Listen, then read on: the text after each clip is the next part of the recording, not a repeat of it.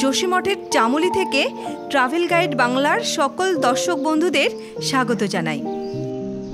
আজ আমরা চলেছি সপ্তবদ্রীর অন্যতম আদিবদ্রী আর পঞ্চপ্রয়াগের কর্ণপ্রয়াগ দর্শনে।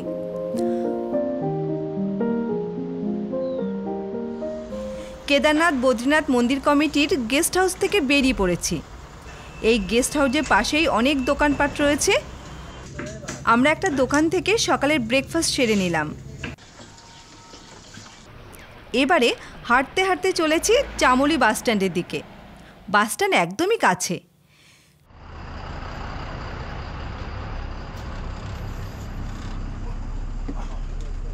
চামুলি বাসস্ট্যান্ডকে এবারের মতন বিদায় জানিয়ে পাহাড়ি জনপদ দেখতে দেখতে চলেছি কর্ণপ্রয়াগের দিকে।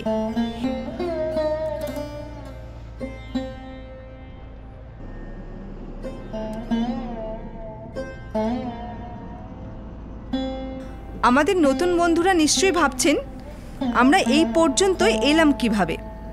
তাদের জন্য জানাই, আমরা হাওড়া থেকে ট্রেন ধরে এসেছিলাম প্রথমে হরিদ্বারে। সেখান থেকে বাসে করে সোজা চলে আসি যোশীমঠে।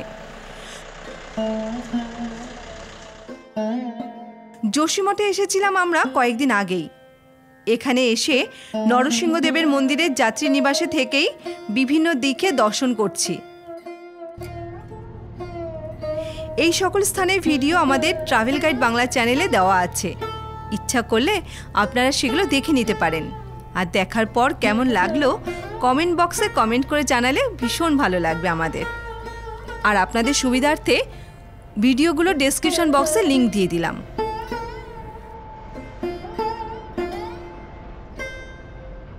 আজ আমাদের যাওয়ার ইচ্ছা আছে আদিবদ্রী দর্শনের সাথে কর্ণপ্রয়াগ দেখব।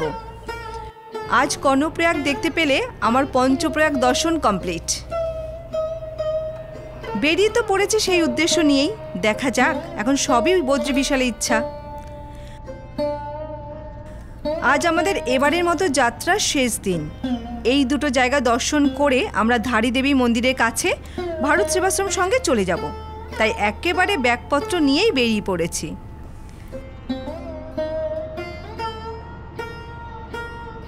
এই পথেই কিন্তু গতকাল আমরা এসেছিলাম নন্দপ্রয়াগ দেখতে। ভীষণ ভালো লেগেছিল এই পথের প্রাকৃতিক দৃশ্য। আজ আরো একবার। এই যে বলতে না বলতেই চলে এসেছি নন্দপ্রয়াগ বাসস্ট্যান্ডে। চামুলি বাসস্ট্যান্ড থেকে কর্ণপ্রয়াগ যেতে আমাদের শেয়ার গাড়িতে ভাড়া নিয়েছিল 70 টাকা করে। একের পর এক পাহাড়কে পেরিয়ে আমরা চলেছি সামনের দিকে। এদিকে রাস্তাঘাট বেশ সুন্দর। কখনো বাদিকে পাহাড়ের গা ঘেঁষে বাস চলেছে, ডান দিকে খাদ, আবার কখনো তার উল্টোটা। এখন আমরা একটা লোকালয়কে পেছনে ফেলে এগিয়ে যাচ্ছি। ডান দিক থেকে বয়ে চলেছে একটা সুন্দর নদী। এমন সুন্দর পথে চলতে চলতে বাস আমাদেরকে নামিয়ে দিল কর্ণপ্রয়াগ ব্রিজের ওপরে। এই ব্রিজের ওপর থেকে কর্ণপ্রয়াগ সঙ্গম দেখা যাচ্ছে। সঙ্গমের একদম কাছে যাব আমরা। তবে আদিবদ্রী মন্দির বন্ধ হয়ে যেতে পারে, তাই আগে আমরা এখান থেকে 23 কিলোমিটার দূরে আদিবদ্রী দর্শন করতে যাব। আদিবদ্রী যাবার জন্য ব্রিজের থেকে হেঁটে আসতে হবে আমরা যেদিক থেকে এসেছি, অর্থাৎ নন্দপ্রয়াগের দিকে। সামান্য একটু হেঁটে আসার পরই আপনারা দেখবেন দুটো রাস্তা দুদিকে চলে গেছে। একটা যাচ্ছে বদ্রীনাথের দিকে, অন্য রাস্তাটা যাচ্ছে আদিবদ্রী যাবার জিপ স্ট্যান্ডের দিকে। সেই রাস্তা ধরেই কিছুটা এগিয়ে আসার পর পিণ্ডার নদীর ওপর এই পুলটা আমাদেরকে হেঁটেই পেরিয়ে যেতে হবে। গাড়ি রিজার্ভ করে এলে এত ঝামেলা হয়তো করতে হতো না, সরাসরি চলে যেতে পারতাম আদিবদ্রী। তবে এটাও ঠিক, যাদের রিজার্ভ গাড়িতে আসার ক্ষমতা বা ইচ্ছা কোনোটাই নেই, তারা এদিকে এলে কিভাবে লোকাল ট্রান্সপোর্টে নির্দিষ্ট জায়গাগুলো পৌঁছতে পারবেন তার একটা আইডিয়া পেয়ে যাবেন আমাদের প্রতিটি ভিডিওতে। তাদের জন্য হয়তো উপকারে আসবে এই সব ভিডিওগুলো। ব্রিজ পেরিয়ে আরও 100 মিটারের মতো আসার পর দেখলাম অনেক জিপ গাড়ি দাঁড়িয়ে আছে। লাইনে থাকা গাড়িতে উঠে পড়লাম। গাড়িতে লোকজন থাকায় তাড়াতাড়ি গাড়ি ছেড়ে দিল। এখন ঘড়ি বলছে সকাল 10:30। এই জিপ স্ট্যান্ড থেকে আদিবদ্রির দূরত্ব 20 কিলোমিটার। ভাড়া নিল মাথাপিছু 50 টাকা করে। আমাদের চলার রাস্তার দুপাশের পাহাড়ে গা ঘেঁষে গড়ে ওঠা গ্রামটা বেশ সুন্দর দেখতে লাগছে। এবারে আমাদের গাড়ি বাঁদিকে খাদ রয়েছে। রাস্তাটা স্বাভাবিকভাবেই বেশি চওড়া নয়। আর এবারে এদিকের পাহাড়ের সবুজে বাহার তুলনামূলক কমই চোখে পড়ল। বাদিক থেকে বয়ে চলেছে আতাগার নদী, দারুণ সুন্দর দেখতে। এভাবে গাড়িতে করে আমরা একের পর এক পাহাড়ি গ্রামকে পেছনে ফেলে সামনের দিকে এগিয়ে চলেছি। এই পথে চলতে বেশ সুন্দরই লাগছে। এখন আমাদের গাড়ি যে পথ দিয়ে যাচ্ছে এ পথের সৌন্দর্য কিন্তু বেশ সুন্দর, তবে রাস্তাটা বড্ড সরু। বাঘগুলো এলে বুকের মধ্যে যেন একটু কেমন করে উঠছে। তবে পথের দুধারের সৌন্দর্য দেখলে মাঝে মাঝেই মনে হচ্ছে গাড়ি থেকে নেমে পড়ি, মন প্রাণ ভরে দেখতে থাকি চারদিক। আজ বেশ রোমান্টিক ওয়েদার, কোথাও রোদ কোথাও আবার মেঘলা। এইভাবে চলতে চলতে গাড়ি এসে দাঁড়ালো আদিবদ্রী মন্দিরের জিপ স্ট্যান্ডে।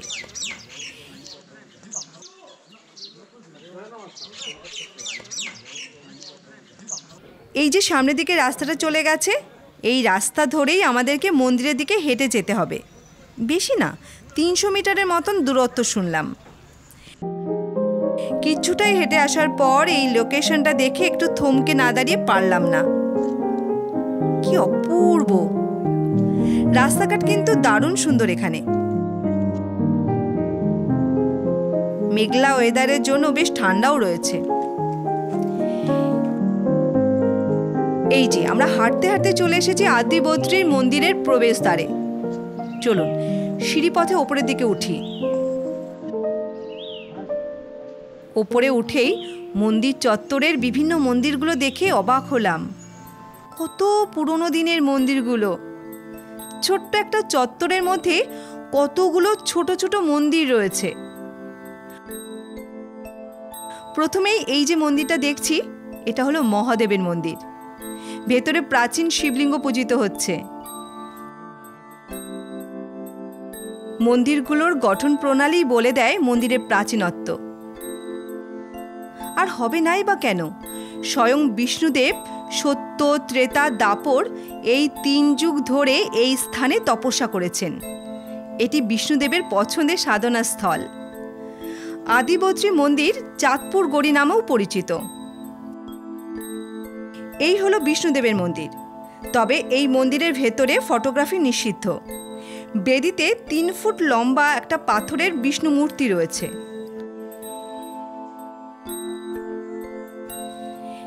এই মন্দির সমুদ্রপৃষ্ঠ থেকে 1800 মিটার উঁচুতে অবস্থিত। মকর সংক্রান্তির দিনে এই মন্দিরের দরজা খোলা হয়, আর খোলা থাকে নভেম্বর মাস পর্যন্ত। আর প্রতিদিন সকাল 5টা থেকে রাত 9টা পর্যন্ত এই মন্দির দর্শন করা হয় জানলাম। আদিবদ্রী মন্দির চত্বর 16টি মন্দিরের একটা কমপ্লেক্স। এটা গাড়োয়াল অঞ্চলে অবস্থিত।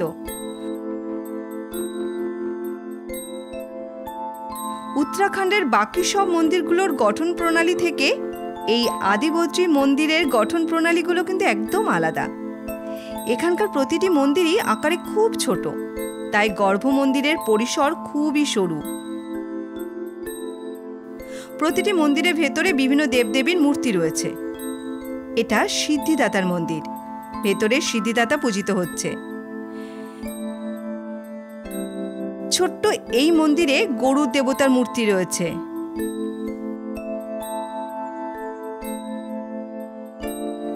মাতা অন্নপূর্ণার মন্দির।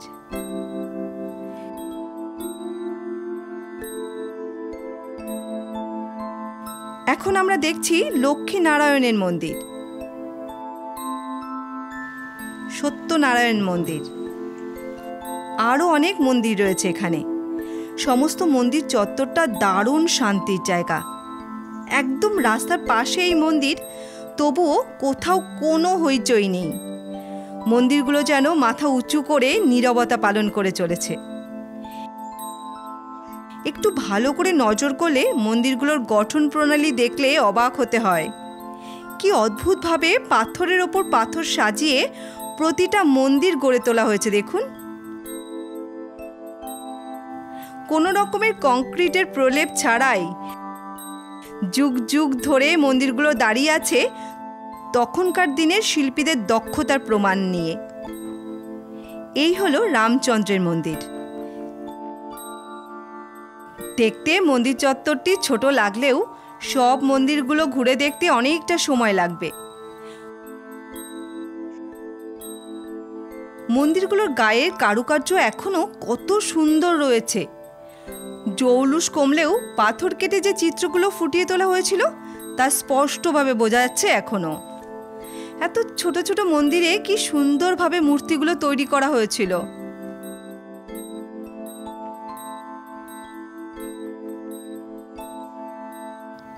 গেটের পাশেই আছে বাদিকে জানকী মায়ের মন্দির।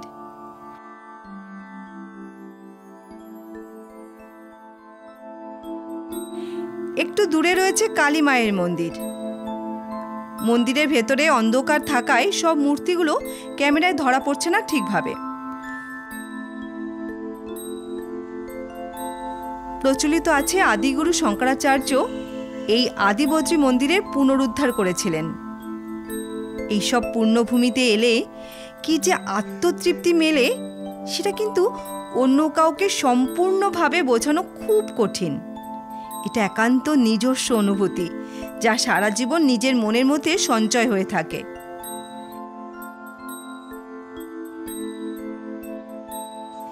বেশ কিছুক্ষণ আমি আপন মনে আদিবদ্রীর এই বিখ্যাত মন্দির চত্বরে ঘুরে বেড়ালাম। তারপর সব দেবতাদের উদ্দেশ্যে প্রণাম জানিয়ে বেরিয়ে পড়লাম।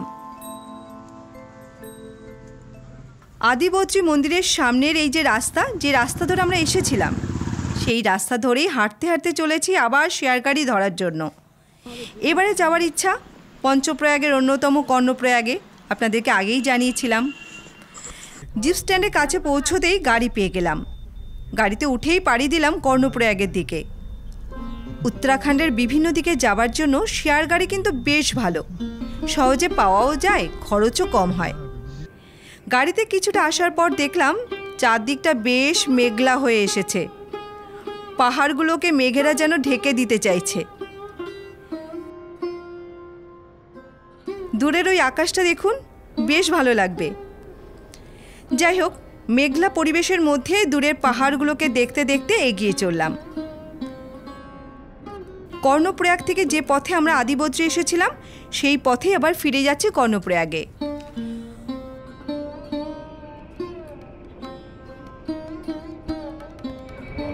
20 কিলোমিটার পথ পেরিয়ে আমাদেরকে এই মাত্র গাড়ি নামিয়ে দিল কর্ণপ্রয়াগ বাজারে।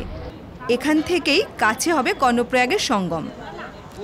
এখন আমরা পিণ্ডার নদীর ওপর ব্রিজের মধ্যে দিয়ে হেঁটে চলেছি। ব্রিজ শেষে আমরা রাস্তায় চলে এলাম। হাঁটতে হাঁটতে চলেছি কর্ণপ্রয়াগের বার্নিং ঘাটের দিকে। রাস্তার কাছ থেকেই সিঁড়ি নেমে গেছে নিচের দিকে, দেখতে পাচ্ছেন।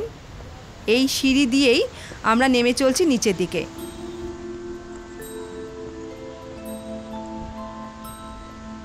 সঙ্গমে যাওয়ার রাস্তাটা দারুণ সুন্দর, পরিষ্কার পরিচ্ছন্ন। গাছ তো অনেক আছে, তবে একটা পাতাও পড়ে থাকতে দেখলাম না। এ পথের নীরবতা লঙ্ঘন করছে শুধুমাত্র ওই দূর থেকে আসা জলের শব্দ। ওই যে বাদিক থেকে আসছে পিণ্ডার নদী আর ডান দিক থেকে আসছে অলকানন্দা নদীর জলধারা। সঙ্গমে যাওয়ার পথে এই যে জায়গাটা দেখছেন, পুরাণ মতে এটা একটা গুরুত্বপূর্ণ স্থান। এই স্থানেই মহাভারতের কুন্তী পুত্র কর্ণের মৃতদেহ দাহ করেছিল শ্রীকৃষ্ণ। মৃত্যুর মুহূর্তে কর্ণ শ্রীকৃষ্ণের কাছে প্রার্থনা জানায় জনমানবহীন পরিবেশে তার শেষকৃত্য সম্পন্ন করার জন্য। তার ইচ্ছা অনুসারেই শ্রীকৃষ্ণ এই স্থানেই কর্ণের শেষকৃত্য সম্পন্ন করেছিলেন। আর সেই থেকে এই স্থানের নাম হয় মহাবীর কর্ণের নামেই কর্ণপ্রয়াগ। ভাবা যায় ভগবান আজ আমাদের কত গুরুত্বপূর্ণ স্থানে নিয়ে এসেছে। এই স্থানের বিভিন্ন মন্দির গড়ে উঠেছে। এই হলো উমা মায়ের মন্দির। আরও সরু পথ ধরে এগিয়ে এসে দেখলাম ছোট ছোট আরও কিছু মন্দির রয়েছে।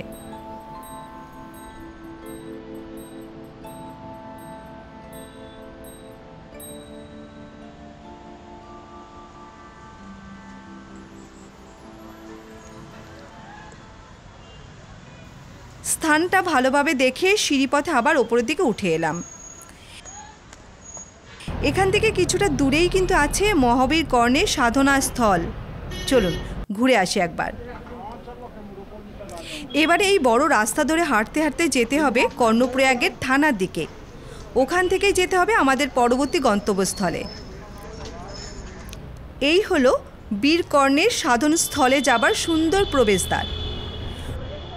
প্রবেশদ্বার দিয়ে ঢুকে ডান দিকের রেলিং দিয়ে ঘেরা এই সুন্দর রাস্তা ধরে এগিয়ে যেতে হবে। ওই সামনের সিঁড়িগুলো পেরিয়ে গেলেই আমরা পৌঁছে যাব। হাঁটতে হাঁটতে ঠিক পৌঁছে গেছে সেই বিখ্যাত স্থানে। এই যে শিলাটা দেখছেন, প্রচলিত আছে এই শিলার ওপরে বসেই দাতা কর্ণ দীর্ঘ বছর ধরে সূর্যদেবের কঠিন তপস্যা করেন। সূর্যদেব মহাবীর কর্ণের তপস্যায় তুষ্ট হয়ে এই স্থানেই তাকে দর্শন দিয়ে কবচ কুণ্ডল দান করেছিল পরোপকারী কর্ণের জীবন রক্ষার জন্য। ওপরের দিকে রয়েছে কর্ণ মন্দির। ভেতরে মহাবীর কর্ণ এবং শ্রীকৃষ্ণের মূর্তি রয়েছে। কর্ণ মন্দিরের পাশেই রয়েছে মহাদেবের মন্দির।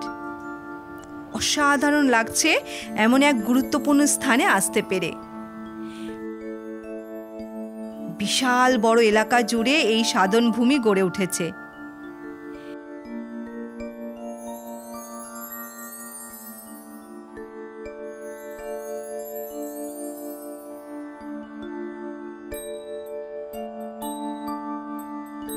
বেশ কিছু মানুষজনের দেখা পেলাম এখানে এসে।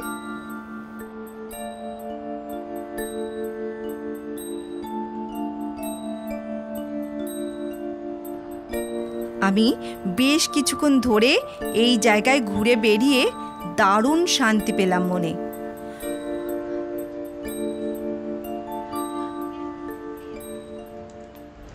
মন না চাইলেও বেরিয়ে পড়তে হলো, কারণ আজ আমাদের ফিরতে হবে ধারীদেবী মন্দিরের কাছে ভারত সেবাশ্রম সংঘে। কিছুক্ষণের মধ্যেই কর্ণপ্রয়াগের ব্রিজের ওপর বাস এসে দাঁড়ালো। আমরা উঠে পড়লাম। এবারে সোজা চললাম আমাদের আজকে থাকার স্থানের দিকে। ধারীদেবীর মন্দির অসাধারণ। সে ভিডিও আমি কিছুদিন আগে যখন এসেছিলাম তখন দেখিয়েছিলাম। এখানে মায়ের শুধুমাত্র মুখমণ্ডল পূজিত হয়। এই মন্দিরে মায়ের কিশোরী, যৌবনা, বৃদ্ধা রূপ ধরা দেয় 3 বেলাতে। চ্যানেলে ঢুকে ভিডিওটি দেখে নিতে পারেন, আশা করি ভালো লাগবে। তাছাড়া ধারী মাকে দর্শনে আসার ইচ্ছা থাকলে অনেক তথ্য পেয়ে যাবেন। এ যাত্রায় অনেক তীর্থভূমি দর্শন করলাম। এবারে আমাদের ঘরে ফেরার পালা। আজ ভারত সেবাশ্রম সঙ্গে রাত্রি কাটিয়ে আগামীকাল হরিদ্বারে যাত্রা করব, কারণ আগামীকালই আমাদের রাত 10, 10:30টায় হাওড়ায় ফেরার ট্রেন। সকলে খুব ভালো থাকবেন। আবারও দেখা হবে আপনাদের সাথে অন্য কোনো দর্শনীয় স্থানে। সবসময় আমাদের সাথে থাকবেন এই আশা নিয়েই আজকের পর্ব শেষ করলাম। শুভরাত্রি।